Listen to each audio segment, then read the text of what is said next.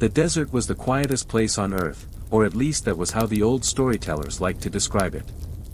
They said the silence was not simply the absence of sound, but a presence of its own, a soft, velvety stillness that wrapped around wanderers like a warm, invisible cloak. And on this night, as the moon hung low over the vast golden sea of sand, that silence felt almost like a living spirit drifting slowly over the dunes. Far in the distance, the pyramids rose like sleeping giants. Their ancient stones shimmered faintly beneath the silver light, each block holding memories older than memory itself. Some believed that the pyramids breathed at night, slow, steady breaths of stone that expanded and contracted with the rhythm of the desert wind. Others swore that if you pressed your ear against the cool limestone, you could hear the echo of forgotten chants, whispered by priests who had walked the earth thousands of years ago. Tonight, the air was cool and sweet. A gentle breeze carried the faint scent of lotus flowers from the river far to the east.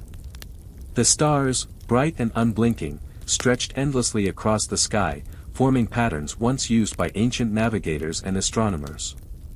In those constellations lived the stories of gods, kings, wanderers, and dreamers. And it was said that if you stared long enough, the stars would reveal a story of their own to lull you into peaceful sleep. A soft voice rose in the stillness, neither male nor female, neither young nor old. It was the voice of the desert itself, a storyteller who had existed as long as the sands had shifted. "Come closer," the voice said gently, its tone warm as sunlit stone. "Rest your thoughts beneath the quiet sky. Let me show you the ancient world as it once was, when gods walked beside mortals and the pyramids were newborn under the shimmering light of Ra's first dawn. Tonight, you will travel through time, not with your feet, but with your dreams. For dreams are the soft boats that sail across the endless river of stories." The breeze grew softer still, brushing lightly over the dunes, carrying grains of sand that sparkled like tiny stars. Each grain had seen centuries pass, each had danced through storms and rested in stillness. Every part of the desert, even the smallest piece, held its own story. A lone figure appeared atop a dune, an ethereal being shaped from moonlight and sand. Its form wavered gently, like a mirage, yet its presence felt comforting and steady. "I am the keeper of night stories," the figure said with a serene smile. "Long ago, when pharaohs sought wisdom before sleep, they invited me into their chambers to tell them tales of gods and distant realms. Tonight, I come to guide you in the same way. Lay down your worries. Let them sink into the cool sand. What remains will be only the soft glow of ancient memories." You felt the desert air wrap around you like a blanket, light, warm, protective. The dunes seemed to settle. Even the stars dimmed ever so slightly, as though lowering their brightness to a soothing glow. Before the pyramids touched the sky, the keeper continued, the land was a canvas of stories waiting to be written. And each story began under nights like this, silent, calm, and filled with the gentle hum of creation. When you breathe in the desert air, you breathe in the memories of thousands of years. You breathe in the dreams of artisans who carved stone, the hopes of travelers who followed the moon, and the whispers of priests who sang to the gods at dusk. The keeper lifted their hand, and with a soft gesture, the sand began to glow faintly. Images emerged, fluid, shimmering scenes woven from starlight and dust. There were caravans crossing the night, their lanterns flickering like fireflies. There were priests carrying torches as they climbed the unfinished steps of the Great Pyramid. There were children laughing by the river, building miniature pyramids from mud. The scenes drifted around you like slow-moving clouds, each one soothing, gentle, wrapped in a dreamlike calm. "Tonight," said the keeper, "you will hear stories born from these sands. Stories meant not to frighten, but to comfort. Stories that move not with haste, but with the soft rhythm of the Nile at sunset. Let your breath match the desert's breath.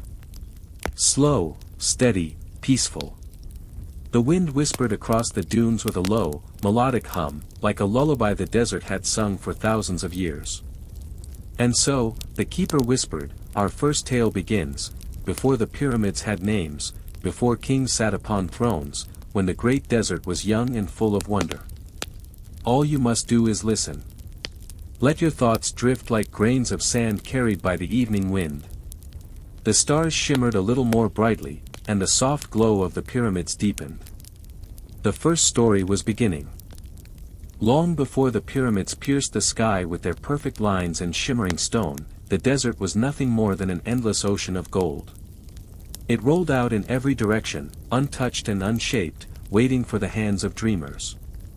The pyramids were not simply built, they were imagined first, breathed into the minds of those who believed that stone could become eternal.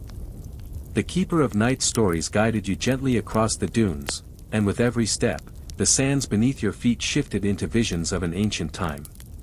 To understand the pyramids, the keeper whispered, you must first understand the dreams that lived in the hearts of those who built them. And with those words, the desert transformed. The dunes settled into the silhouette of a vast plain, and the shimmering heat softened into the warm glow of dawn. The sky blossomed into shades of gold and rose as the first light of Ra touched the horizon.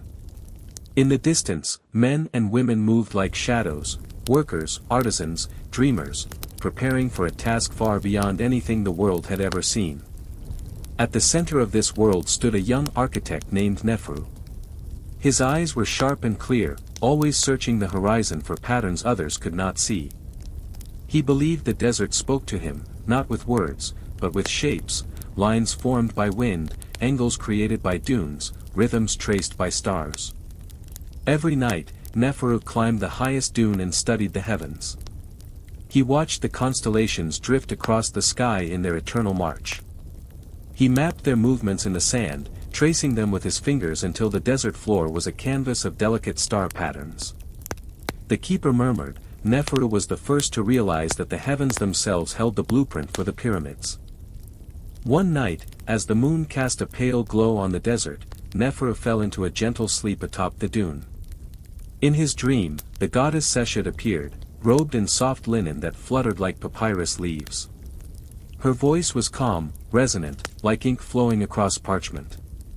Neferu, she said gently, the pharaoh dreams of immortality, but stone alone cannot promise eternity. Look to the stars, for they hold the shape of forever. What is built in their image will not merely endure, it will breathe with the rhythm of the universe. As she spoke, the stars above aligned into the outline of a massive shape, 3 perfect triangles glowing against the night. Their bases were firm and grounded, their points reaching upward in harmony. When Neferu awoke, he carried the image in his mind as clearly as if it had been carved in stone. The next day, he approached the pharaoh with a calm determination. Great one, he said with a respectful bow, I have seen a vision. A monument shaped by the heavens themselves. It will rise from the desert like the dawn and stand long after our names fade from memory. The pharaoh, intrigued by the quiet certainty in the young architect's voice, nodded slowly. Then show me this vision. And so Neferu led him into the desert. The two stood atop the dune as the sun climbed higher, and with a long wooden staff, Neferu traced the star pattern into the sand. The lines were simple yet profound, filled with symmetry and balance. The pharaoh gazed at the design, mesmerized. It is as though the sky itself has descended to the earth. He turned to Neferu. We shall build it. We shall shape the desert with the breath of the universe. Work began at once, but the pyramid was not built with haste. Every block was placed with intention, every line aligned with the stars. The workers moved in harmony, their chants rising into the warm air like soft waves washing over stone. They sang as they worked, the keeper said with a soothing tone. Not songs of labor, but songs of gratitude, for they believed they were building something sacred, something that would cradle the dreams of generations yet unborn. Sunrise after sunrise, the pyramid grew taller. Its shadow stretched long across the desert, marking the passage of time like a sundial written in light. Travelers came from distant lands just to witness its growth. At night, torches flickered along its rising edges, turning the structure into a glowing mountain of amber light. Workers rested at the base, speaking softly about the future they were shaping. Do you think it will last forever? One asked. Neferu smiled, his gaze resting on the stars. If it is aligned with the heavens, he answered, then it will last as long as the heavens themselves. The keeper's voice softened even more, becoming almost a whisper carried by the desert wind. And so the pyramids rose, not from power, nor from ambition, but from a dream gentle enough to calm even the restless hearts of men. A dream whispered by the stars, shaped by hands steady as breath, guided by faith as quiet as the desert night. As the final stone was set, a hush fell across the desert. Even the wind paused, as though paying tribute to the newborn monument. And in that stillness, the keeper continued, the pyramids took their first breath. They became not buildings, but guardians, keepers of memory, protectors of dreams. The scene faded slowly, gently, like a mirage dissolving in morn. They sang as they worked, the keeper said with a soothing tone. Not songs of labor, but songs of gratitude, for they believed they were building something sacred, something that would cradle the dreams of generations yet unborn. Sunrise after sunrise, the pyramid grew taller. Its shadow stretched long across the desert, marking the passage of time like a sundial written in light. Travelers came from distant lands just to witness its growth. At night, torches flickered along its rising edges, turning the structure into a glowing mountain of amber light. Workers rested at the base, speaking softly about the future they were shaping. "Do you think it will last forever?" one asked. Neferu smiled, his gaze resting on the stars. "If it is aligned with the heavens," he answered, "then it will last as long as the heavens themselves." The keeper's voice softened even more, becoming almost a whisper carried by the desert wind. And so the pyramids rose, not from power, nor from ambition, but from a dream gentle enough to calm even the restless hearts of men. A dream whispered by the stars, shaped by hands steady as breath, guided by faith as quiet as the desert night. As the final stone was set, a hush fell across the desert. Even the wind paused, as though paying tribute to the newborn monument. And in that stillness, the keeper continued, the pyramids took their first breath. They became not buildings, but guardians, keepers of memory, protectors of dreams. The scene faded slowly, gently, like a mirage dissolving in morn. Moved with silent efficiency. Their actions were not driven by fear or urgency, but by the ritualistic precision of an act performed countless times since the dawn of time. The destination was the duet, but in its most peaceful interpretation. As the Mesectet drifted deeper, the immediate surroundings were not filled with the roaring monsters of the deep, but with the calm, inky blackness of the celestial river. The stars above the vessel were not distant pinpricks, but close, palpable diamonds, each one an utterance of ancient magic. The light emanating from Ra's bark was their gentle, sympathetic guide. The guiding light for the sleepers. One of the most compassionate roles of the Mesectet's journey was its ministry to the mortal world above. As the boat sailed, its subdued, golden glow filtered upwards, penetrating the veil between the duat and the land of the living. This light was a silent promise, a celestial anchor for those who had yielded to the nightly oblivion. The ancient Egyptians understood sleep not merely as rest, but as a minor death, a momentary foray into the liminal space between worlds. As millions across the vast Nile Valley lay down, their castes, life forces, and souls, were vulnerable, hovering near the border of the duat. Ra's journey was their safeguard, the light of the Mesectet was a benevolent beacon, a soft, radiating pulse that guided the sleeping towards peaceful dreams and protected their souls from straying. It was the assurance that their temporary darkness was merely the shadow of Ra's own eternal night cycle, and that the dawn was guaranteed. Let the sleep be quiet, let the breath be steady, the golden light seemed to whisper as it washed over the sleeping cities. The Great One is passing below, keeping the path clear. Your soul will return with the morning dew. The glow did not wake, nor did it alarm. It was the temperature of safety, the ambient warmth of divine oversight. It was the unseen hand that smoothed the troubled brow, the unspoken word that banished nightmares. Ra, in his Mesectet, was the supreme shepherd of the night, watching over his flock when their own conscious light was extinguished. The caress of the stars. The deepest beauty of the voyage unfolded as the Mesectet traversed the endless, star-strewn river. In the Duat, the distance between the bark and the celestial bodies was erased. The stars, the imperishable ones, were not cold, distant suns, but living, present entities, the collective BAS of the venerated dead, the deities and spirits who had achieved true union with the cosmos.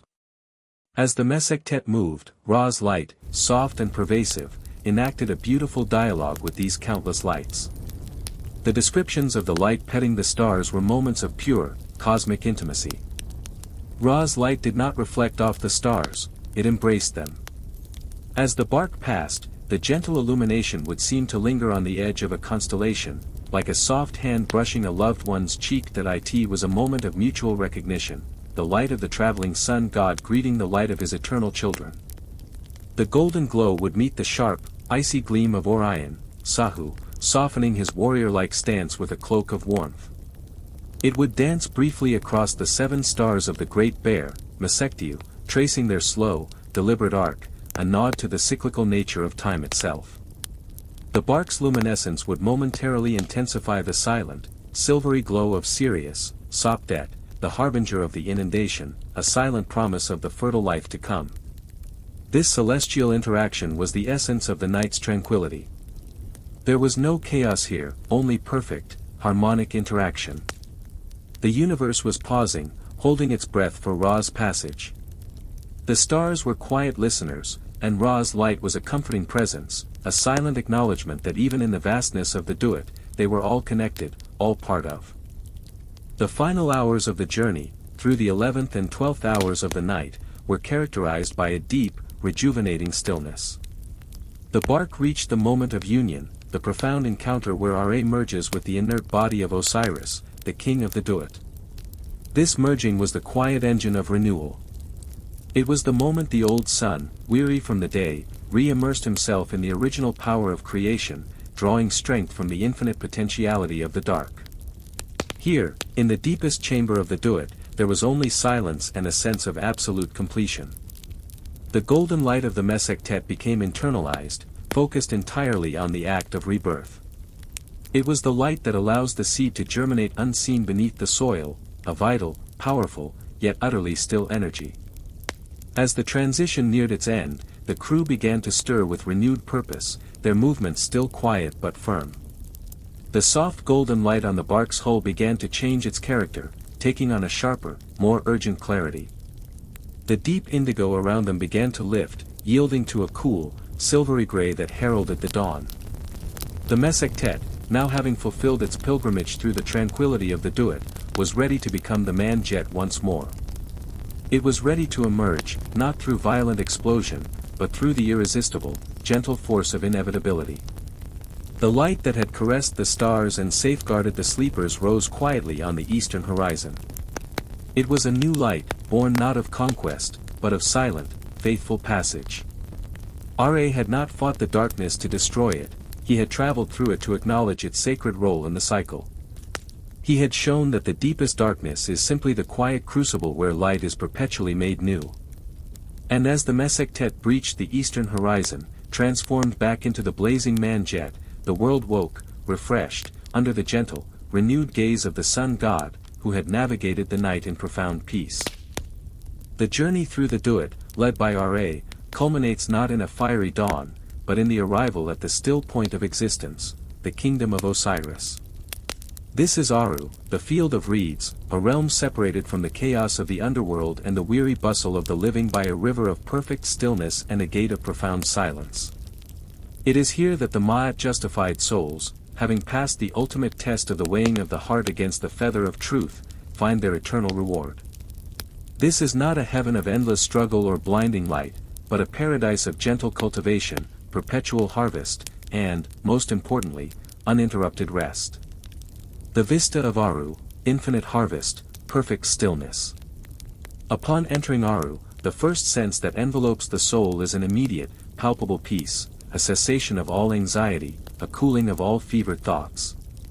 Osiris's tranquil realm is a vision of the ideal Nile Valley extended into infinity. It is the perfect agricultural landscape, where the soil yields its bounty without struggle, and the air remains always at the pleasant, fertile temperature of early spring. The vast expanse is woven with countless channels and canals, all fed by an inexhaustible, gentle flow. These are the eternal gardens of the Nile, where every shade of green is vibrant yet soothing. Fields of golden emmer wheat stretch beyond the horizon, so heavy with grain they bow low, needing no effort to harvest. Groves of date palms rustle with a sound like soft applause, their shade inviting, their fruit abundant. In Aru, the concept of scarcity or effort has been abolished. Every soul receives their kayth, portion of the field, and with the help of their magical Shabti servants, the task of farming is not labor, but a ritualistic act of communion with the earth, performed at the pace of contentment. The reflection of two moons. The most striking and unique feature of Aru's sky is the presence of not one, but two moons, mirrored perfectly in the soft waters below. One is the familiar, silvery orb, representing the established order and the passing of time. The second moon, however, is a deeper, more ancient gold, representing the luminous wisdom of the Duat and the eternal, cyclical nature of death and rebirth. These two moons, reflected in the soft waters, cast a dual, mellow light over the fields. The combined radiance is never harsh, it bathes the landscape in a diffused, ethereal glow, making the concept of night here not a darkness, but a deepening of peace. This light is what allows the soul to see clearly, without being jolted from its rest. The reflections on the water are so perfect, so ripple-free, they feel less like light and more like liquid contemplation. It is under this double moonlight that the souls move, walking slowly along the well-worn, soft-earthed banks, pausing to watch the effortless movement of the water. The two moons symbolize the balance achieved, the balance between the mortal life lived and the eternal life gained, the balance between the knowledge of the past and the acceptance of the future. Pastoral encouragements to sleep. The primary function of Aru is to provide a final, profound resting place, a deep, restorative sleep that cleanses the soul of the fatigue of mortal existence. The pastoral soundscape of the realm is meticulously designed to encourage sleep, making it inevitable and welcomed. The hushing of the reeds, the tall, thick river reeds that line the myriad canals are never agitated by strong wind. Instead, they produce a continuous, gentle rustling sound, Sazlaclarin Hizurdasai, a soft, repetitive sigh that acts as a natural lullaby. This sound is the oral equivalent of deep, rhythmic breathing, enveloping the listener in a blanket of security. The reflection of two moons. The most striking and unique feature of Aru's sky is the presence of not one, but two moons, mirrored perfectly in the soft waters below. One is the familiar, silvery orb, representing the established order and the passing of time. The second moon, however, is a deeper, more ancient gold, representing the luminous wisdom of the Duat and the eternal, cyclical nature of death and rebirth. These two moons, reflected in the soft waters, cast a dual, mellow light over the fields. The combined radiance is never harsh, it bathes the landscape in a diffused, ethereal glow, making the concept of night here not a darkness, but a deepening of peace. This light is what allows the soul to see clearly, without being jolted from its rest. The reflections on the water are so perfect, so ripple-free, they feel less like light and more like liquid contemplation. It is under this double moonlight that the souls move, walking slowly along the well-worn, soft-earthed banks, pausing to watch the effortless movement of the water. The two moons symbolize the balance achieved, the balance between the mortal life lived and the eternal life gained, the balance between the knowledge of the past and the acceptance of the future. Pastoral encouragements to sleep. The primary function of Aru is to provide a final, profound resting place, a deep, restorative sleep that cleanses the soul of the fatigue of mortal existence. The pastoral soundscape of the realm is meticulously designed to encourage sleep, making it inevitable and welcomed. The calm flow of the waters, the water in Aru's canals does not rush, nor does it pool stagnant. It maintains a constant, calmly flowing current, Sakina Kansu, its movement a quiet, low-pitched murmur. It is the sound of time continuing without haste, assuring the soul that the cycles are intact, and there is no need to hurry toward any destination. The water is so still that a soul lying near the bank hears the softest lapping. His authority is not enforced by power, but by the gravity and serenity of his wisdom. His voice, which guides the chapter, is like the low thrum of a temple drum, resonating deep within the soul. His words are the foundational principles of Aru, often shared not as commands, but as philosophical truths whispered on the gentle breeze. The true harvest is not the grain, but the peace of the heart. You have endured the heat of the day, now you shall know the coolness of eternity. On the nature of rest. Do not mistake stillness for finality. This rest is not an end, but the deep breath before eternal life. In your mortal years, you labored against the river, here, you float upon it. Your weary limbs shall forget their burden, and your mind shall be clearer than the purest pool. On the two moons in balance. Behold the dual light that blesses Aru. It is the proof that truth requires both shadow and illumination. The silver moon remembers your past, the golden moon assures your future. Live in the reflection between them, and find your perfect balance. On fulfillment in the field of reeds. The grain you tend here is the memory of your virtue. The water that flows is the continuation of your life force. You are integrated into the cycle, no longer fighting it. Here, every sunset is a guarantee of a perfect, silent rest, and every dawn is a promise of joy in effortless creation. Osiris is the benevolent anchor of the entire realm. He is the ultimate justification for the pain and struggle of life. His kingdom is the ultimate expression of Ma'at, not just justice, but harmonious, perfect order. The quietude of Aru is the sound of that order finally achieved, a symphony played on the softest string instruments, the rustle of the reeds, the murmur of the water, and the steady, reassuring wisdom of its king. The soul that arrives here has completed its great work and is now free to enjoy the infinite, profound peace granted by the Lord of the West. As the soul finds its eternal rest in Aru, and as the great cycles of Ra and Osiris maintain the cosmic order, there is one divine presence that attends to the fragile, immediate needs of the living and the transition of the sleeping, Isis, the great enchantress and divine mother. Her magic is not a force of conquest or battle, but a subtle, pervasive energy of healing, protection, and profound compassion. Where other deities command the sun or the dead, Isis commands the heart, the breath, and the threshold between waking and dreaming. This chapter explores her role as the ultimate protector of the vulnerable, using her gentle power to prepare the minds of mortals for the nightly voyage into the subconscious. The maternal energy of the goddess. The core of Isis's power is her maternal energy and compassionate guardianship, Analik Energizi v Sefkatli Koryukilagu. She is the archetype of the faithful wife who resurrected her husband, Osiris, and the tireless mother who guarded her son, Horus, from the dangers of the chaotic world. This experience of profound loss, relentless search, and eventual restoration imbued her with a deep empathy for human sorrow and fragility. Her presence is not a blazing light, but a comforting warmth, the feeling of a soft cloth against the skin, or the silent assurance in the deepest hour of the night. Her magic flows from this boundless love. It is the purest form of intention, designed to mend what is broken and protect what is weak. When mortals lay down to sleep, they are at their most defenseless, their minds open to shadows and fears. It is at this moment that Isis extends her great wings, the symbol of her protection, over the world. Her energy is the softest boundary, the silent vow that nothing harmful shall breach the peace of the sleeping mind. Ancient lullabies for the child.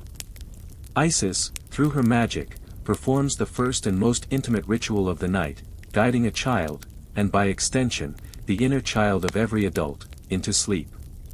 The ancient tales speak of the ancient lullabies. Kadam Ninalur, she sang to the infant Horus while hiding him in the marshes of Chemis, away from the wrath of Set. These songs, imbued with her protective spells, are the very foundation of her soothing sorcery. These lullabies are not mere songs, they are sonic incantations.